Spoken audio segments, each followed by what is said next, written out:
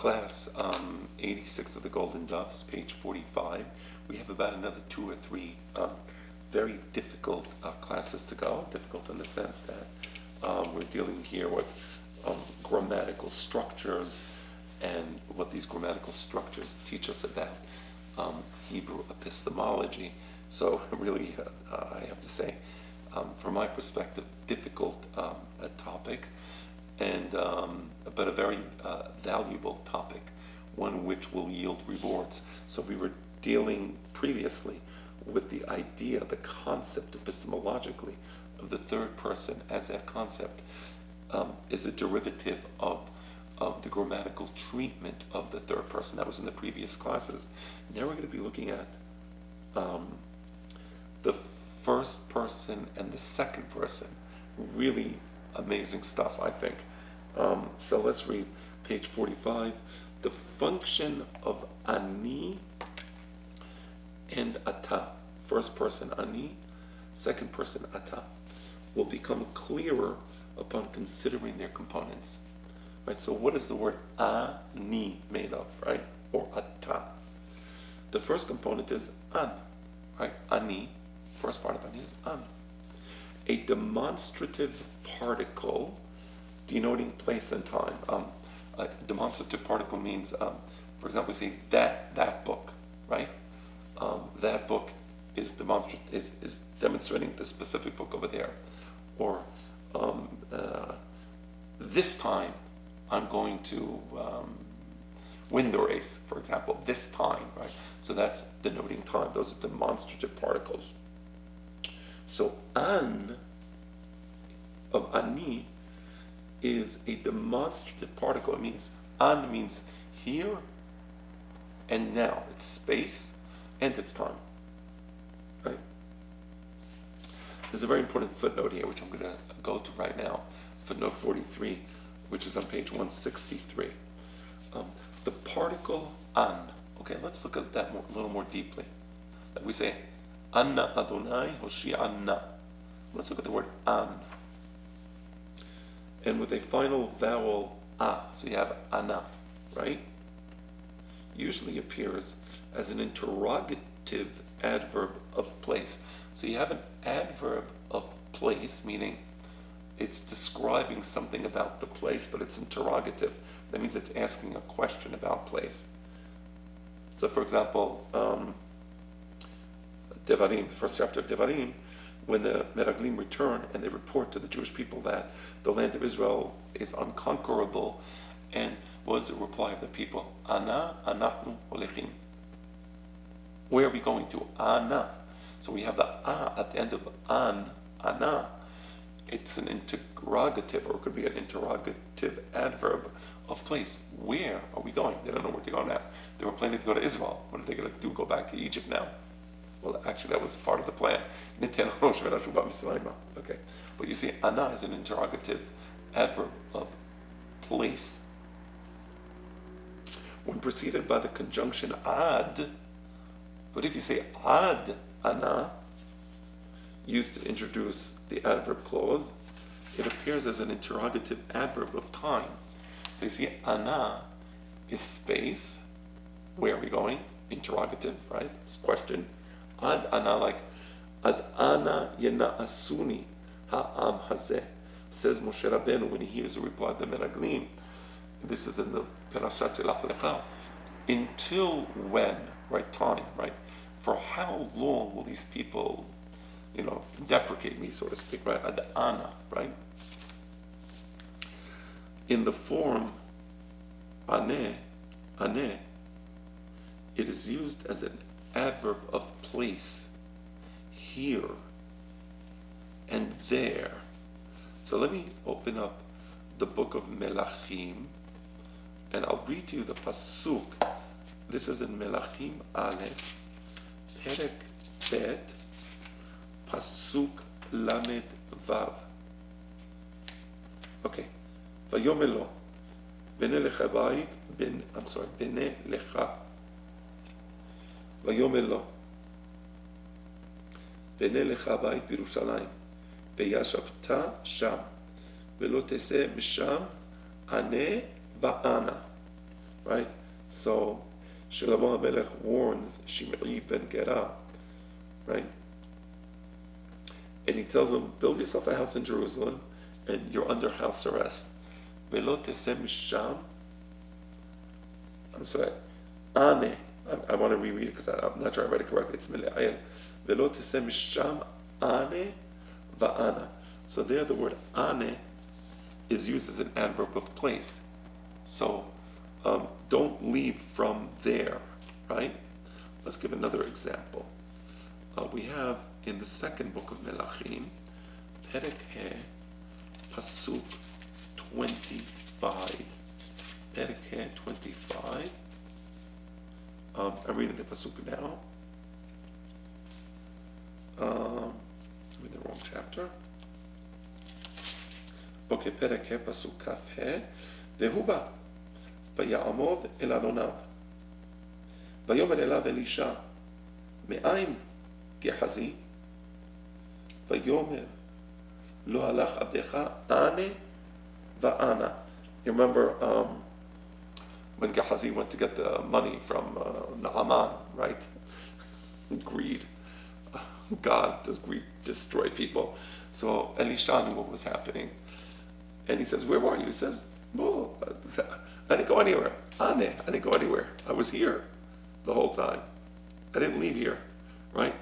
So that in the form ane, that's here. Ane va'ana, ane. It is used as an adverb of place, right? Here and there. Ane va'ana. The term ana used in supplications like Anna Adonai Hoshi'ana. The final vowel could be represented either by the Metris Lectionis He or by the Aleph.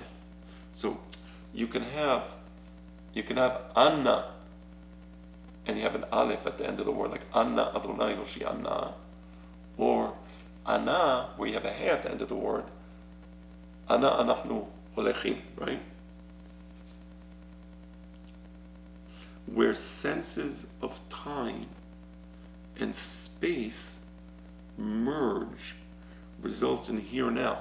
So when you have Ana Adonai Hoshi'ana, what you're really telling God is now, here and now, save me, right? Right? It's a beautiful tefillah. Ana means here, as I am here and as I am now, at this moment in time and at this place in space, save me. So that's here and now, right? The expressions anu, they shall lament, and ta oniya and aniya, supplication, lamentation, are connected with the act of supplication conveyed in ana or anna, right? So sometimes you have, let me read to you the pasuk in Yeshaya, so you see what we're talking about. This is Yeshaya Perek Gimel, pasuk Kavav. It's talking about the people are in mourning, right, with the destruction. So reading to you the pasuk in Yeshaya Gimel, Kaf Vav, Ve'anu ve'avelu petachea, right? The gates of Jerusalem will go into mourning, right? Anu, right? Anu, it's almost like people who are saying, Anna Adonai Hoshi'ana. So anu is almost like a verb. Well, it's anu, it's a verb, but it's a verb based upon Anna, right? They will be saying Anna. That's ve'anu. Ve'anu ve'avelu petachea, right? Very interesting. So the expressions anu, they shall lament, right? It's another way of saying lamentation, right? And we have also ta'oniya, aniya, supplication, lamentation. Let's look at the word in the book of Echa. So this is Echa, Perek Bet, Pasuk He. Okay, one moment. Perek He, Pasuk. Perek Bet. I'm sorry, Perek Bet, Pasuk He. And it says like this. Haya Adonai ke'oyev. I misread the word before, and I'm happy I'm looking at the pasuk. I misread. It's not ta'oniya. It's ta'aniya. Va'aniya. And that makes sense because it's like ana from the same word. So I'm reading the pasuk. Haya Adonai ke'oyev b'la Yisrael b'la kol amiroteha. God became the enemy of the Jewish people, like the enemy of the Jewish people.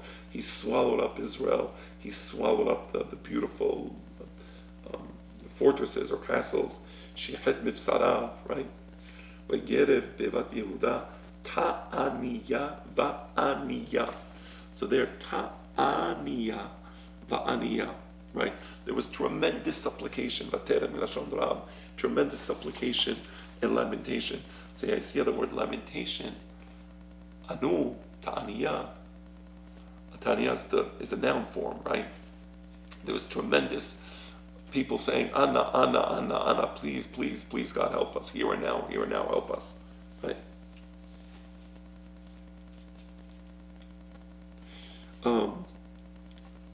Okay, our connections conveyed in Anna. See, Rabbi Abu, okay. I'm sorry. The particle na, right, and apokop of Anna is generally explained as now. Interesting. So na by itself means now, or is explained by as now in Sefer HaShorashim of Rabbi David Kim. Okay, but you see the idea, the important idea here is the concept of here and now. So an means here and now. Ana could mean where. It could be a interrogative adverb. Where? Where are we going to? Or ad ana. Ad ana would then be an interrogative adverb of time. Until when, right? So that's the idea of an. It's very interesting, fascinating. So ana Adonai, it's an amazing concept. When you say please God, it's not just please. Ana means here and now. I'm here and I'm now and I'm in this situation and I'm asking you to help me, right?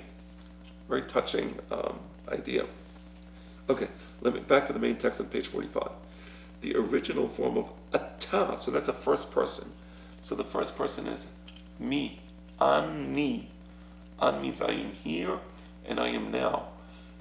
It's almost a recognition of yourself. It's a self-awareness. You have a self-awareness of yourself in time, a self-awareness of yourself in space. That's the ultimate self-awareness. So ani is not just me, right? It's me here and now, right? I have a unique perspective. I have a unique life. I have a unique point that brought me here, right? A journey. I went through a journey and I'm here now after this entire journey that took place over time, right? And so that's who I am. I'm not just some abstract metaphysical concept. I'm a dynamic entity. And when I say me, it's the result of a long, long chain of time and places. But now I'm here. And I'm the result of all of those events, but I'm as I am now in this space. But ata also has the same idea, because the original word ata, what is that? I guess at the top, it's not ata, it's not baruch ata, it's baruch ata. Why? Because the word used to be anta. And then they swallowed the an, the noon, and they made it ata. So in place of the swallowed noon, they have the gesh in the top. So ata really means anta. Right? So what does it mean, anta? The same way I recognize my time and my place and the journey that took me here, but now I'm here after this long journey. I'm recognizing his or her journey and his or her time and space. Her time and space, by definition, cannot be by time and space. You can never have people in the same time and the same place, right? Maybe later on we'll switch places, but then it will be a different time. Maybe we have the same time now, but we're in different places, right? So you see how time and space, it defines the individual in a very profound way, but it only defines me if I'm aware of two things. I'm aware of my time and space. I'm unique. But I'm aware of his or her time and space, she or him, is also unique, just like I'm unique. I recognize their subjectivity, right? It's an incredible concept, I think.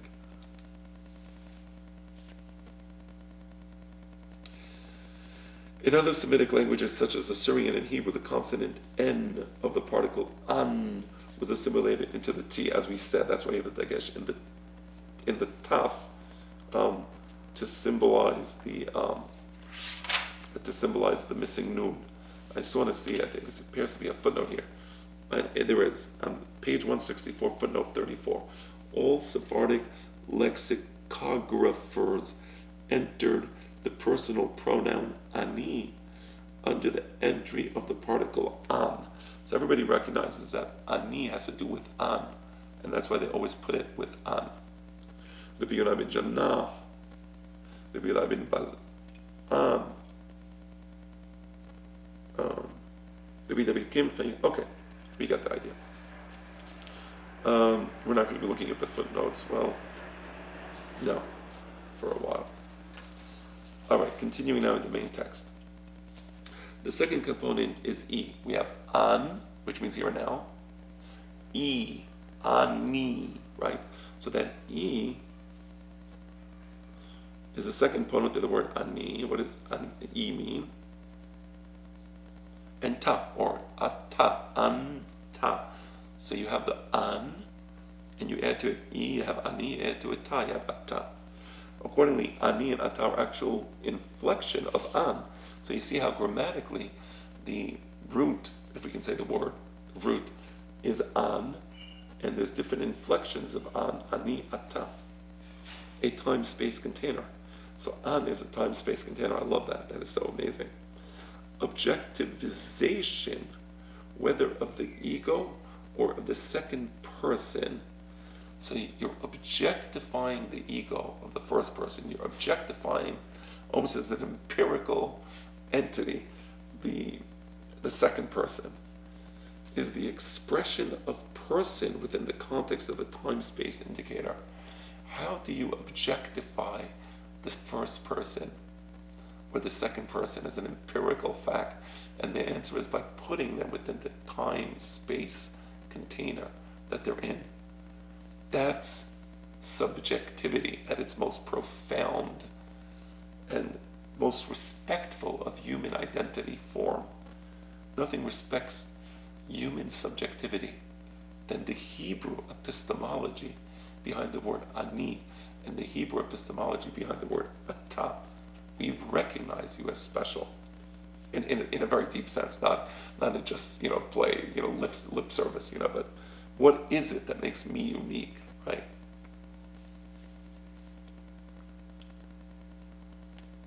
All right, that's it for today.